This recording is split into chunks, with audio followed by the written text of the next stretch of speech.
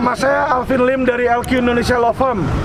Tujuan saya ada di sini hari ini adalah sangat penting.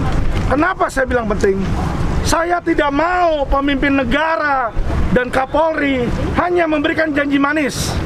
Ya, Presiden bilang silakan ya kan laporkan apabila ada kejahatan. Bapak Presiden juga bilang bahwa aparat penegak hukum jangan gigit yang benar, tapi gigitlah yang salah. Kapolri ketika menjadi Kapolri di DPR, dia langsung bilang, dia berjanji bahwa hukum tidak akan lagi tajam ke bawah dan tumpul ke atas. Perkembangan apa yang KPK dapat? Sejujurnya tidak ada perkembangan, masih sama aja, karena kan kita sebenarnya pengennya bukan hanya Bapak HS dan juga para tersangka itu, hanya 2-3 orang itu yang diperiksa. Kita pengen banget nih keluarga-keluarganya juga diperiksa, seperti kasusnya Indra Kents yang benar-benar diusut sampai ke keluarganya, ke mertuanya dan segala macam. Dan maksudnya kalau misalnya emang nggak ada masalah apa-apa, aku rasa kalau misalnya dicek juga nggak akan ada masalah. Kalau misalnya benar ya, tapi kalau misalnya memang ternyata ada di salah satu dari mereka, ya boleh kembaliin. Itu kan juga semuanya para korban juga bekerja dan itu juga uang halal. Jadi katanya kerugiannya lebih besar dari Setelah aku juga agak bingung nih karena desas-desusnya kayak dari awal katanya 14T, 15T, sekarang 30T, aku juga kurang ngerti. Yang pasti yang setahu aku sama 2 tahun ini adalah 14T. Kami kasih ke kepolisian, tapi kata jaksa mereka nggak pernah menerima dari kepolisian. Jadi kita nggak tahu miss-nya benar seperti kata Ketua IPW Pak Sugeng, 2 Menko Polhukamnya harus turun mendudukkan keduanya ini agar supaya bisa P21, karena kalau nggak P21 secara hukum acara adalah kalau selalu dikembalikan itu nanti polisi akan melakukan gelar perkara yang dimana nanti ujung-ujungnya di SP3. Karena kenapa? Nggak bisa P21 gitu. Jadi KUHAP itu seperti itu, biasanya gelar perkara khusus kalau 3 kali 4 kali dikembalikan itu polisi akan melakukan gelar perkara. Ada apa ini kasus kok nggak bisa naik di situ ya.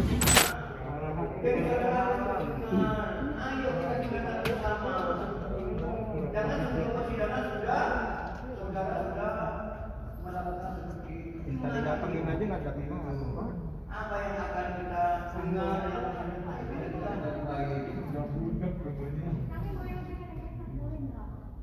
Kalau saya saudara korban, apa kalau saudara korban itu harus begini caranya? Oh iya. Kan kita sudah baik, kalau saudara korban begini, saya suruh. Usir dari luar. Sebentar, keluar semua ya. Ayo kita keluar. Ayo kita keluar semua. Keluar semua. Keluar ya semua, keluar.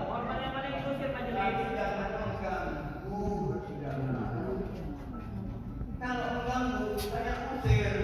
Sidang tanpa foto.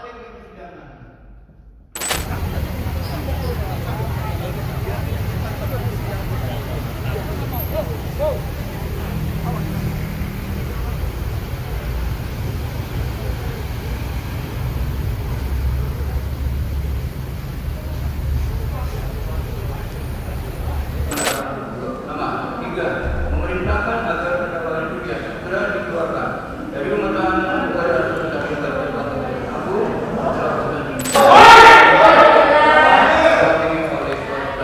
hukum terdakwa. Tapi yang menjadi korban ini adalah ketidaktahuan mereka. Kok pertimbangannya kok perdata, kok ranah pengadilan niaga. Udah selesai di masa niaga, tidak selesai. Nah, awalnya bahwa ini ada bagian dari pidana. Kok pengadilan niaga putusan perdata? Aneh nih putusan. Dan ini saya laporkan ke Presiden. Saya pribadi akan saya laporkan hakim ini. Selamat siang dan selamat datang kembali di YouTube Question TV. Bagi kalian yang belum subscribe, bisa klik tombol lonceng dan subscribe agar tidak ketinggalan berita dan video dari kami. Kali ini saya ingin membawakan pesan dengan judul Aib Penegakan Hukum di Indonesia, Perkara Indosuria.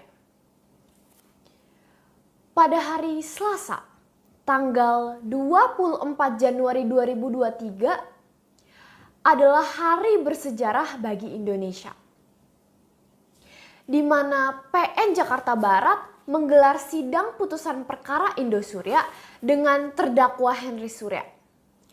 Walau sudah dipadati puluhan korban Indosuria, namun sidang yang diadakan secara offline dipandang tidak memberikan keadilan oleh para korban Indosuria. Oke, mari kita baca berita CNN. Ini beritanya baru Selasa 24 Januari 2023. Ini kita baca. Mengadili menyatakan terdakwa Henry Surya tersebut di atas terbukti melakukan perbuatan yang didakwakan tetapi bukan merupakan tindak pidana, melainkan perkara perdata. Ucap Hakim Ketua Syafruddin Ainur di Pengadilan Negeri Jakarta Barat Selasa tanggal 24 bulan 1. Membebaskan Henry Surya dari segala tuntutan hukum yang didakwakan kepadanya. Hakim lalu memerintahkan Henry agar segera dikeluarkan dari rumah tahanan rutan setelah putusan dibacakan. Membebaskan terdakwa Henry Surya oleh karena itu dari segala tuntutan hukum yang sebelumnya didakwakan dalam dakwaan alternatif ke-1 pertama dan kedua pertama, ujar Hakim. Memerintahkan agar terdakwa Henry Surya segera dikeluarkan dari rutan Salemba, cabang Kejagung setelah putusan ini dibacakan. Nah, putusan ini sangat mencederai nilai keadilan bagi 24.000 korban Indosuria. Terbukti udah semua perkataan ayah saya bahwa Jaksa Agung yang selalu bilang hukum akan tajam ke atas pula. Nyatanya hari ini terbukti. Kenyataannya hukum itu tidak bisa tajam ke atas kepada Henry Surya dengan lepasnya Henry Surya dari jerat pidana dan dakwaan jaksa. Kejaksaan Agung sudah gagal dan janji Jaksa Agung Burhanuddin tidak bisa dibuktikan dalam kasus Indosuria. Ketua Tim JPU, Jaksa Penuntut Umum Indosuria, Jenderal Bintang 2 Kejaksaan Agung Syanan Tanjung yang tajam ke bawah ke ayah saya dengan cepat memenjarakan ayah saya. Padahal vonis pengadilan tinggi belum ingkrah, tapi langsung dieksekusi penjara. Nyatanya gagal membuktikan dakwaan dalam kasus Indosuria, sehingga Henry Surya divonis lepas oleh hakim. Ini menimbulkan pertanyaan di pikiran saya. Apakah sengaja Syanan Tanjung memenjarakan Alvin Lim untuk membungkam orang yang vokal dan membela korban Indosuria? Apalagi dalam kasus Alvin Lim hanyalah kasus dugaan pemalsuan KTP biasa yang ditangani Kejari Jaksel. Untuk apa sampai Jenderal Bintang 2 Kejaksaan Agung turun menyidangkannya? Ini sangat aneh dan janggal. Apalagi di tengah gencarnya perlawanan kasus Indosuria.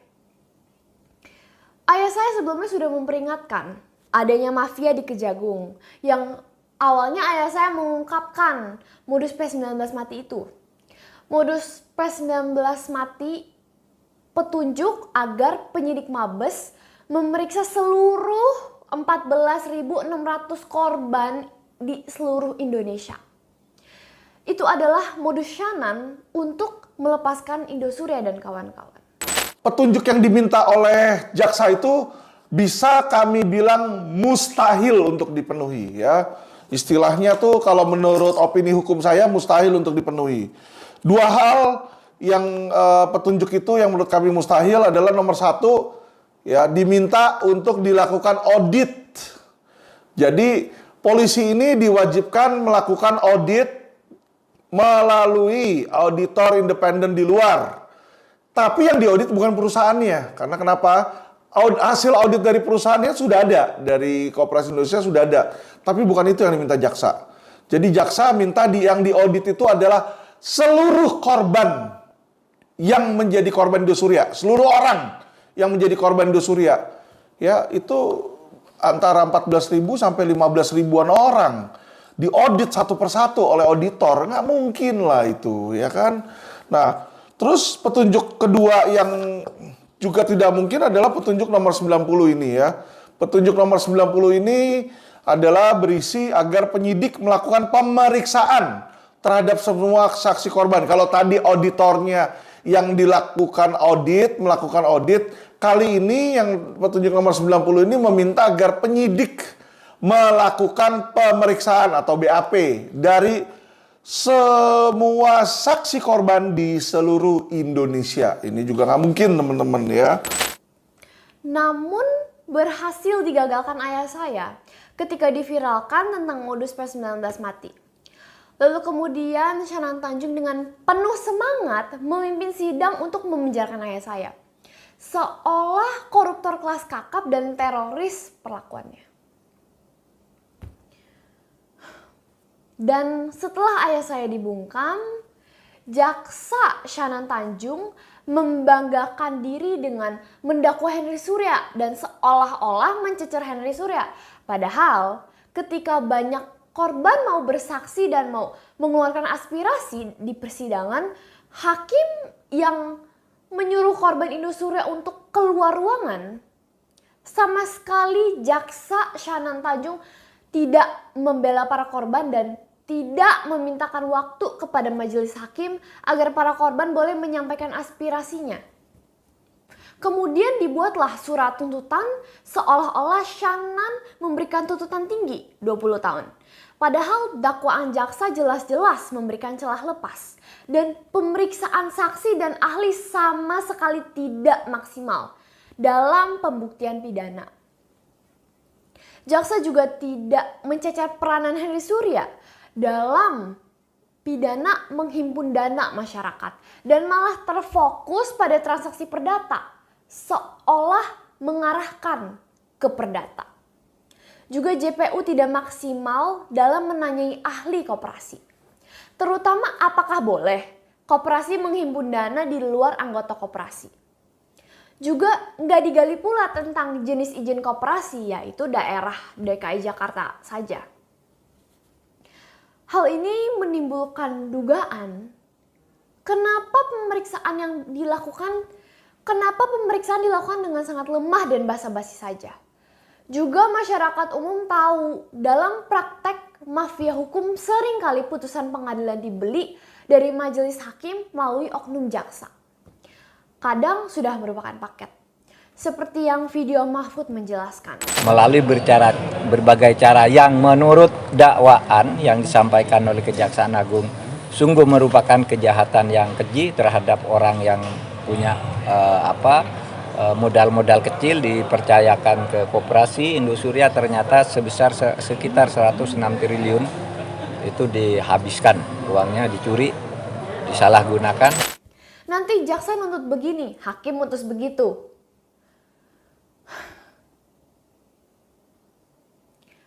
Hal ini sudah sejak lama diperingatkan ayah saya bahwa ada oknum yang main dalam kasus Indosuria. Nah sekarang udah terbukti. Kejagung sebaiknya udah hentikan pencitraan dan pura-pura kasihan dengan para korban. Rekaman pembicaraan antara ayah saya dengan Shannon Tanjung, Yudi Hamdono, Direktur TPUL, dan Jampidum. Fadil Jumhana jelas. Kejagung bilang udah resiko korban kalau misalnya Henry Surya lepas dari P19. Sehingga sudah jelas ada oknum Kejagung. Tidak peduli kalau misalnya terdakwa Indosuria lepas. Jika benar Jaksa Agung peduli, apakah berani membuat tim khusus dan periksa semua jaksa yang menangani perkara Indosuria ini? Petunjuk P19 periksa seluruh korban apakah masuk akal dan lazim dalam kasus investasi bodong? Kalau misalnya tidak, kenapa jaksa peneliti Shannon tidak masukkan petunjuk itu? Kejagung memberikan tugas jaksa peneliti dan jaksa penuntut kepada orang yang sama, yaitu Shannon Tanjung. Bahkan Shannon Tanjung dipromosikan dari bintang 1 ke bintang 2. Ini sangat aneh. Gagalnya pembuktian dakwaan Henry Surya jelas merusak citra baik Kejaksaan Agung sebagai pemimpin eksekutif di atas kejaksaan.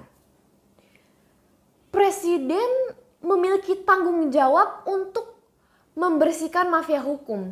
Presiden tahu, presiden sadar adanya eksistensi mafia hukum yang memutarbalikkan nilai keadilan di Indonesia. Namun presiden hanya menegaskan kepada satu orang untuk membersihkan, yaitu Bapak Mahfud MD, Menko Polhukam. Saya hormati dan saya hargai Bapak Mahfud. Namun Bapak Mahfud secara terang-terangan udah bilang kalau beliau tidak sanggup dan sulit memberantas mafia hukum. Seharusnya presiden yang mengetahui hal ini memberikan tugas pembersihan ke orang lain yang sanggup dan berani, yaitu ayah saya, Alvin Lim. Saya percaya sepenuh hati, hanya orang seperti ayah saya yang mampu dan berani melawan mafia hukum. Ini butuh seseorang yang rela berkorban nyawa dan tidak takut mati melawan mafia hukum. Namun sayangnya bukan digandeng, malah ayah saya dipenjarakan dan terancam dibunuh secara halus oleh pemerintah. Tidak heran Indosuria terus menjadi negara dunia ketiga atau negara terbelakang. Yang ditakutkan oleh Presiden Soekarno terjadi.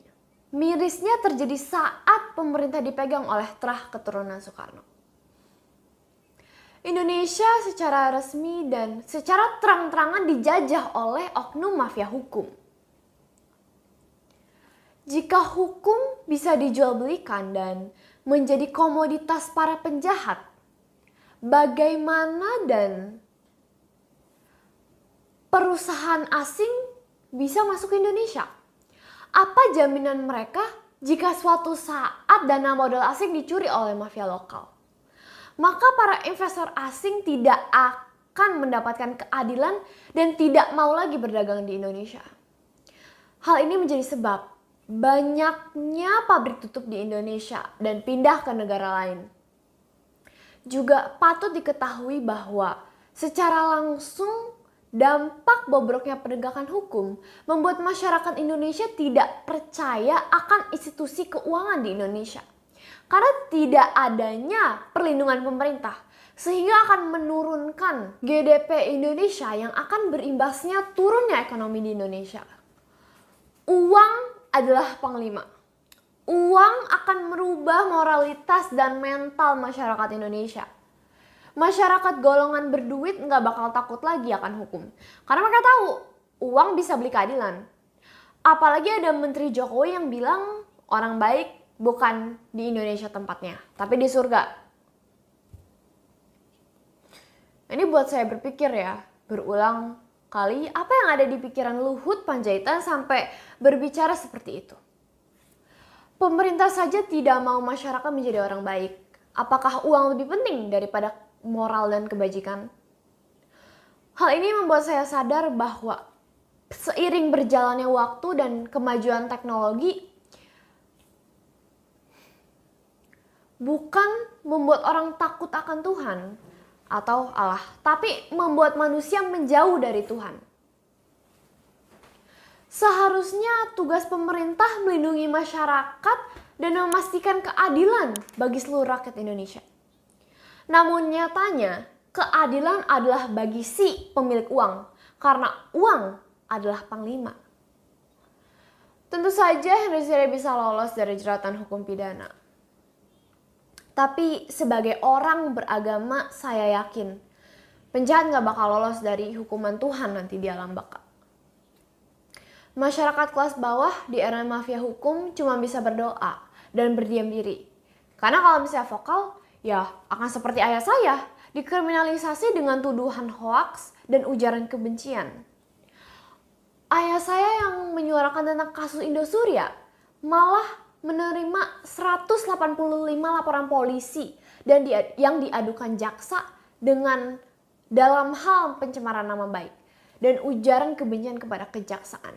Padahal jelas loh, dalam video ayah saya Dia menyebutkan oknum, bukan institusi kejaksaan. Ini juga ada berita yang lucu ya menurut saya dari Sindo News tanggal 24 Januari 2023. Judulnya, Bos KSP Industri divonis bebas, JPU laporkan Hakim PN Jakbar ke Jokowi. Kita baca ya. Buntut kekecewaan atas vonis bebas terhadap Bos Koperasi Simpan Pinjam KSP Industri Henry Surya, Koordinator Tim Jaksa Penuntut Umum JPU bakal mengajukan kasasi hingga melapor ke Presiden Joko Widodo. Koordinator JPU Shanan Tanjung mengatakan pengajuan kasasi tersebut dikarenakan pihaknya kecewa dan sedih atas penderitaan 23.000 korban KSP Indosuria. Tidak hanya saya yang kecewa, yang 23.000 orang dari korban. Nah sekarang kita kalau ditanya apa upayanya, kita kasasi dan laporkan ke Pak Jokowi, kata Shanan di Pengadilan Negeri Jakarta Barat, Selasa tanggal 24 Januari 2023. Tak hanya itu, akibat banyaknya korban dari kasus tersebut, ia bakal melayangkan laporan ke Jokowi dengan nama dia sendiri. Sebab putusan tersebut itu dianggap aneh tak masuk akal dan sangat kentara keberpihakannya. Kalau ada penetapannya baru kita keluarkan, itu aturan mainnya. Saya akan laporkan ke Presiden, saya pribadi. Akan saya laporkan hakim ini atas nama saya, Shanan Tanjung ya, ini putusan paling aneh, putusan gak berpihak pada korban, ungkapnya. Shanan menambahkan banyak keanehan di balik sidang vonis Henry. Salah satunya tidak mempertimbangkan korban maupun saksi.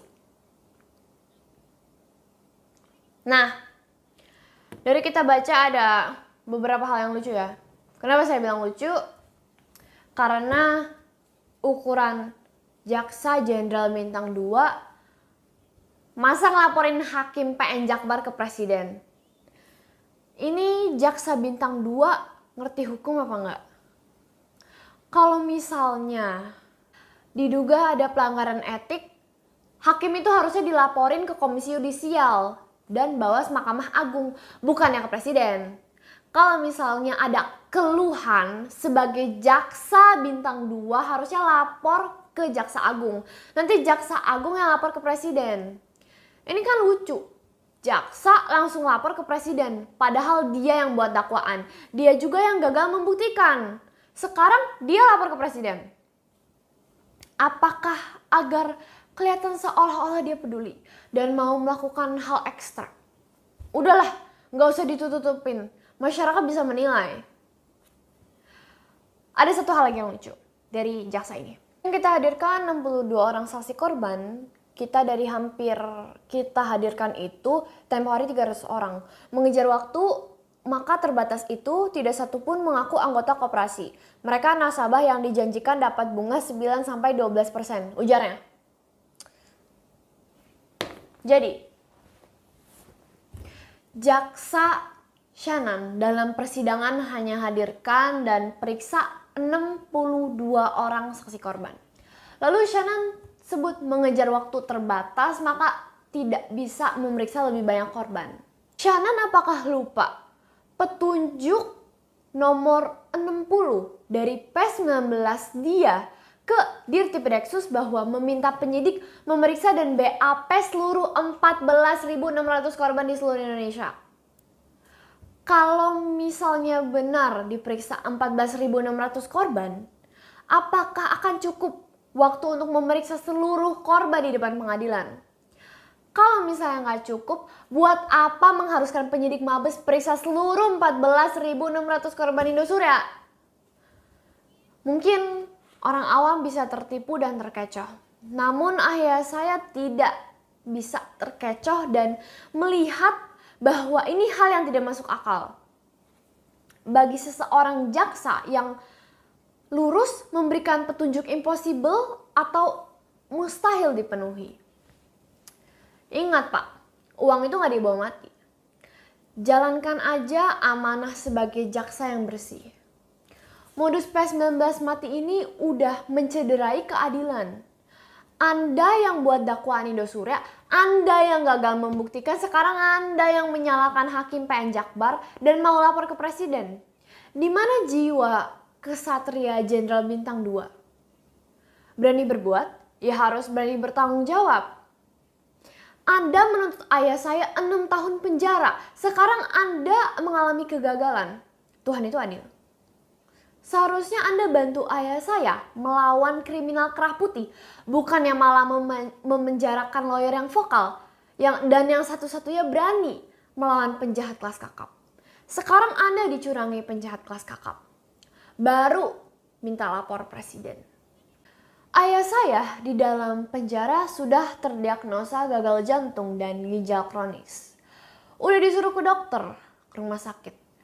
Tapi dipersulit Mahkamah Agung dan Kejaksaan dalam izinnya. Secara perlahan, namun disiksa. Benar kata Luhut Panjaitan, orang baik di surga tempatnya. Apakah maksudnya jika ada orang baik, maka akan dikirim ke surga oleh pemerintah? Ini dalam sekali maksudnya ya. Anehnya ayah saya saat ini di dalam penjara namun masih saja diserang oleh oknum seperti Juristo, Handrianto, dan Sadan yang dalam keterangan persnya menyudutkan ayah saya dalam pemberitaan.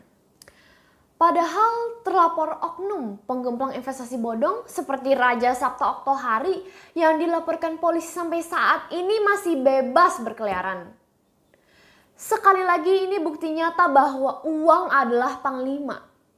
Bahkan Kapolri tidak tegas dan menetapkan Raja Sabta Oktohari sebagai tersangka. Henry Surya bahkan bisa bebas di pengadilan. Ini sungguh aneh tapi nyata. Jokowi memiliki banyak kelebihan. Selain mampu merangkul koalisi, juga mampu membangun IKN. Namun dalam penegakan hukum, saya yakin masyarakat luas setuju di zaman Jokowi buah busuk sangat tercium baunya. Selain OTT KPK di MA, kini dengan lepasnya terdakwa skema ponzi terbesar 106 triliun membuat masyarakat luas kaget dan kecewa. Sama sekali tidak ada rasa takut bagi majelis hakim yang mulia untuk mengeluarkan vonis lepas. Karena dalam undang-undang tidak ada hukuman bagi hakim yang membuat putusan ngawur dan keputusan yang tidak adil. Hukum melindungi hakim secara mutlak.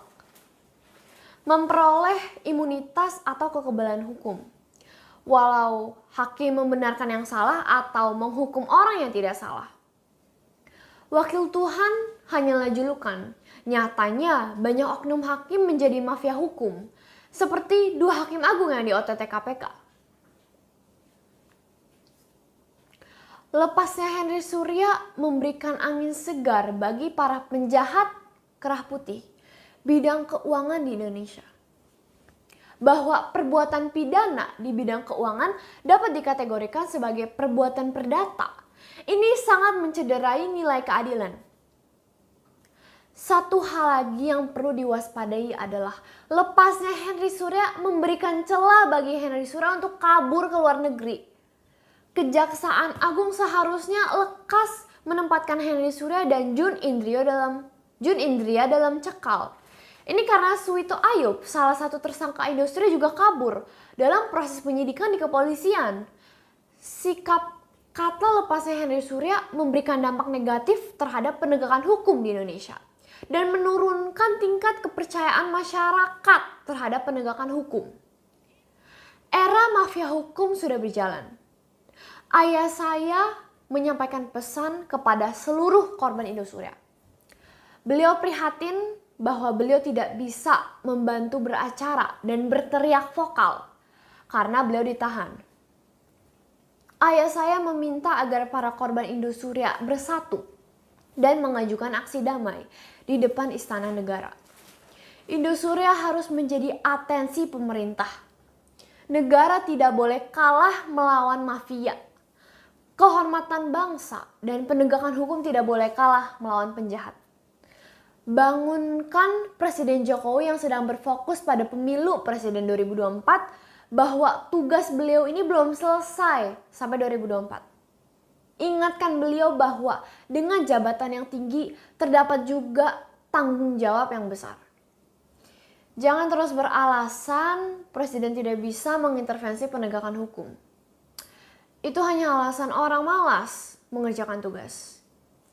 Presiden punya kuasa untuk mengganti jaksa agung. Jika jaksa agung yang ada tidak mampu membuktikan dakwaan yang dibuatnya, juga presiden mampu membentuk pansus untuk memeriksa hakim yang ngawur dan mendemhamkan fakta-fakta hukum, dan presiden dapat memerintahkan Kapolri dan Kabar Eskrim untuk menangkap dan menahan kembali Henry Surya. Dalam laporan polisi 0204, yang mana Henry Surya sudah tersangka agar disidangkan kembali. Presiden mampu karena presiden punya kekuasaan yang diberikan oleh rakyat. Pertanyaannya, presiden mau atau tidak? Kalau misalnya nggak mau, ya jangan beralasan nggak bisa mencampuri proses hukum. Di Filipina, presiden bahkan langsung memerintahkan kepolisian untuk eksekusi mati pengedar gembong narkoba. Apalagi cuman memerintahkan aparat penegak hukum untuk tajam ke atas. Presiden mampu. Bapak Presiden Jokowi, jangan cuman menggertak dan bilang ke jaksa dan polisi nakal akan menggigit. Bapak Jokowi harus melawan taring mafia hukum. Saya yakin jika Bapak Presiden Jokowi berniat, maka Bapak mampu. Masyarakat membutuhkan kepemimpinan Bapak saat ini lebih dari sebelumnya.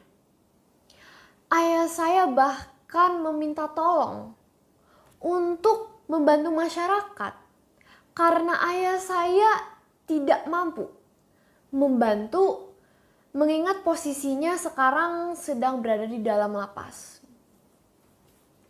Ayah saya berkata bahwa ia rela mati dan dipenjara demi penegakan hukum.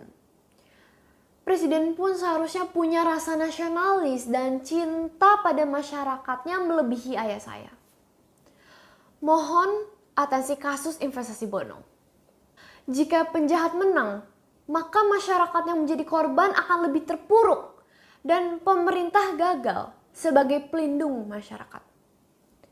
Demikian pesan ayah saya yang disampaikan kepada saya melalui surat tertulis untuk Bapak Presiden Jokowi. Masyarakat, khususnya korban Indosuria, saya turut prihatin akan musibah dan vonis Henry Surya ini. Percayalah, masih ada kesempatan di MA. Dibutuhkan kesatuan para korban untuk bergerak secara massa. Mintalah pemerintah atensi dan lakukan aksi damai ke istana dan DPR. Jangan menyerah. Seperti saya yang tidak pernah menyerah menyuarakan perjuangan ayah saya. Selama nafas masih ada, percaya Tuhan tidak akan diam. Terima kasih kepada para penonton dan masyarakat yang selama ini selalu mendukung perjuangan kami.